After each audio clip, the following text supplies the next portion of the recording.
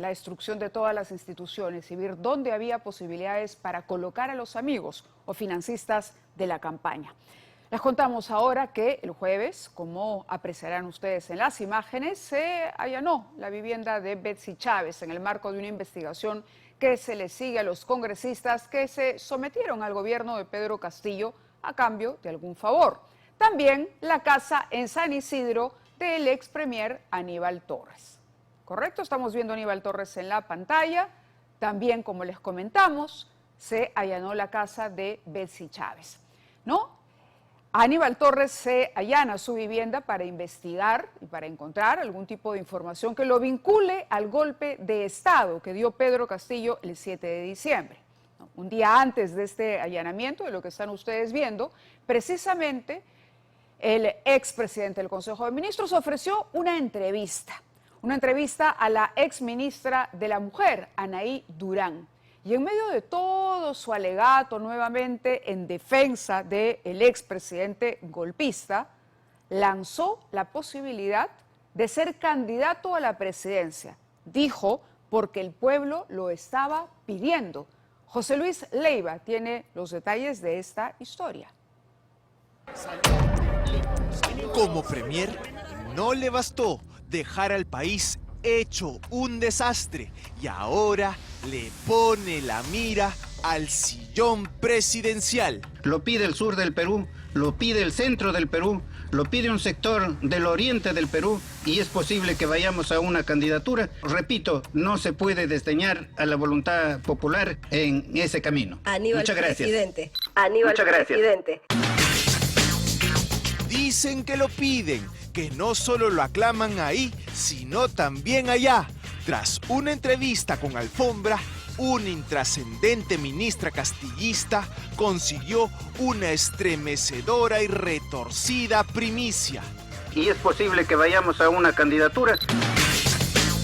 Aníbal Torres piensa en candidatear a la presidencia del Perú. Todo gobierno tiene que esforzarse por trabajar por los pobres y por los más pobres también. Precisamente eso es lo que aceleró la caída de Castillo. Antes que la fiscalía lo visitara en casa el jueves, Aníbal Torres se sentó en este set y como quien mira el atardecer, habló con la ex ministra de la Mujer, Anaí Durán, convertida en exponente ideal de la prensa alternativa. Hoy estaremos con un invitado de lujo, el doctor Aníbal Torres. ¡De lujo! Hoy estaremos con un invitado de lujo, el doctor Aníbal Torres. Su ex jefe Aníbal Torres se paseó entre las tacitas y plantitas colgantes para estrenar ahora su rol de víctima confundida aquel funesto 7 de diciembre. Yo ingresé a la sala de embajadores, me senté, estaba pensando allí muchas cosas, por qué ha ocurrido esto, cómo es que el presidente ha tomado esa decisión sin comunicarnos, ¿no? Y al poco rato ingresa el presidente y me dice, doctor, vienen por mi familia, la voy a llevar a la Embajada de México. Y le dije, te acompaño. No es como se ha publicado en Panorama, no por la señora Mávila Huerta y por la señora Patricia Chirinos.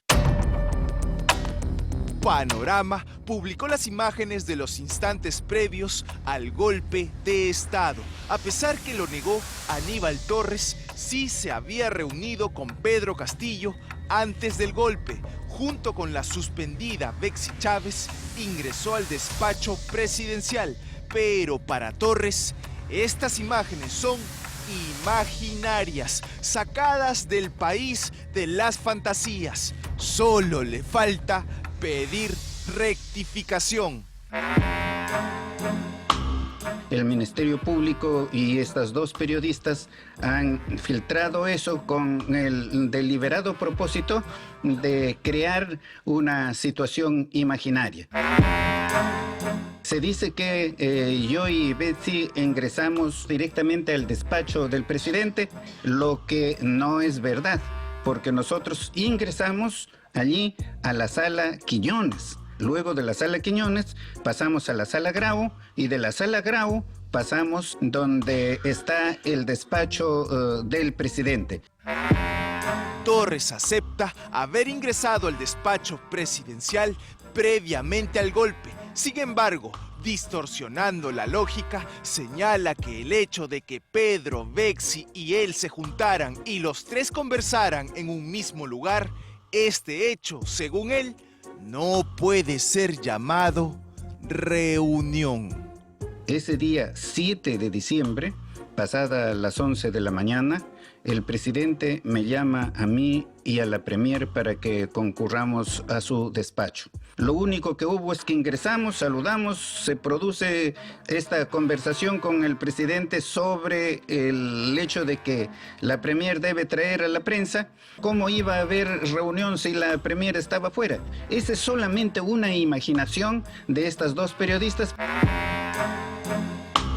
Torres no sabía, nunca entendió lo que para él fue una exposición, una lectura casi de colegio, inofensiva y primariosa. Comenzó su exposición, su lectura de su discurso y al final menciona el cierre del Congreso y de otras instituciones del Estado. Eso nos causó una enorme sorpresa porque en ningún momento se había hablado de eso, en ningún momento el Consejo de Ministros había acordado eso. Y yo me acerco y le digo, ¿y has coordinado con las Fuerzas Armadas? Porque lo que él menciona es un golpe y un golpe no se puede hacer sin la concurrencia de las Fuerzas Armadas. Y él me contestó, no se preocupe, doctor. En medio de su confusión y con preguntas que invitaban al monólogo, Torres aprovechó también para volver a mentir. Para él, la vacancia no existe. De manera que no hay vacancia. Por tanto, Castillo es el presidente del Perú. La comunidad considera, gran sector de la comunidad, que el presidente sigue siendo Pedro Castillo. Si Castillo está en la cárcel, no es por el golpe de Estado, tampoco por corrupción ni coimas, sino porque es un ciudadano de provincia. Como es una persona del campo, un profesor de escuela rural. Las palabras de Torres calaban en el corazón de quien bien podría votar por él. Anaí Durán dejó el cargo, pero no dejó la plata del Estado. Renunció a su propio partido por ser consultora de la presidencia del Consejo de Ministros, cobrando 15.000 soles. Todo un ejemplo de lealtad partidaria. Había ya, es una hipótesis, ¿no? Una decisión deliberada de la derecha peruana, de los grupos de poder, de impedir que Castillo hiciera un gobierno exitoso por un lado. De la que nos perdimos, un gobierno exitoso con un Pedro Castillo solo ocurre cada 200 años, cada bicentenario. Hasta entonces, el golpista seguirá siendo la víctima. Aquí lo que pasó es que no pudieron comprar al presidente Castillo ni a sus ministros. Ese fue su gran problema, por lo tanto ellos tenían que luchar hasta destituirlo. Toda una épica creada. Tanta es su soberbia que ni el historiador Jorge Basadre ni José Carlos Mariátegui pudieron contar mejor la realidad peruana como la contó Aníbal Torres Vázquez. Nosotros no hemos dividido el Perú. Nosotros lo que hemos hecho es narrar la realidad tal cual se produce allí. Pero que ya lo hicieron Víctor Andrés Belaúnde, José Carlos Mariátegui, Basadre. Lo que pasa es que ellos, en sus discursos, para no enfrentarse con ese poder, tremendo poder económico que hay en el país, no maquillaron su exposición. Como él no maquilla nada, Torres confiesa que admira a todos los peruanos que protestaron recientemente, pero en especial a las puneñas, porque no tienen la cara pintada. Mi admiración total, porque es una mujer que no tiene la cara pintada, no tiene la cara allí transformada. Abajo las mujeres que se maquillan, ni la iglesia se salvó de su furia. E invoco a la iglesia para que también reaccione, porque la iglesia también se puso del lado de los vacantes. Y ahora cuando han venido los campesinos del sur, del centro, a reclamar sus derechos en Lima y no tenían dónde dormir, no tenían qué comer, estaban allí en las calles, no abrieron las iglesias para darle posada a esta gente. Si Cristo viniera ahora, les sacaría a patadas ustedes de la iglesia, porque ustedes no merecen estar allí, porque ustedes no son humanos. Aníbal Torres claramente no predica con el ejemplo.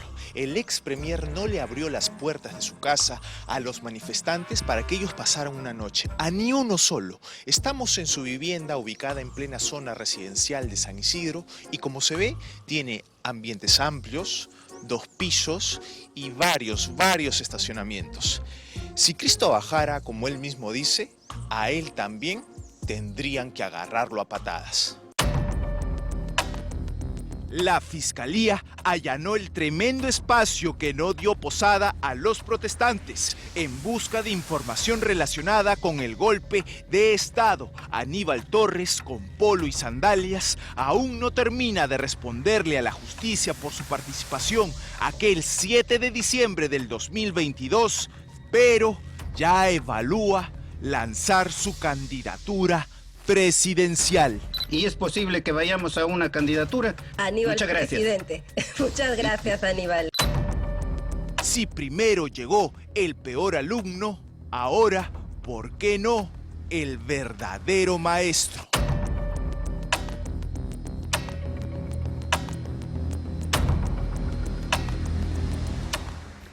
Muy conveniente que Aníbal Torres ya no fuera ministro cuando Pedro Castillo intentó ese golpe de Estado. De alguna manera le ha librado de una responsabilidad política, pero su papel no se limita a un mero espectador de lo que ocurrió y esto sin duda se irá revelando conforme avancen las investigaciones. El día de ayer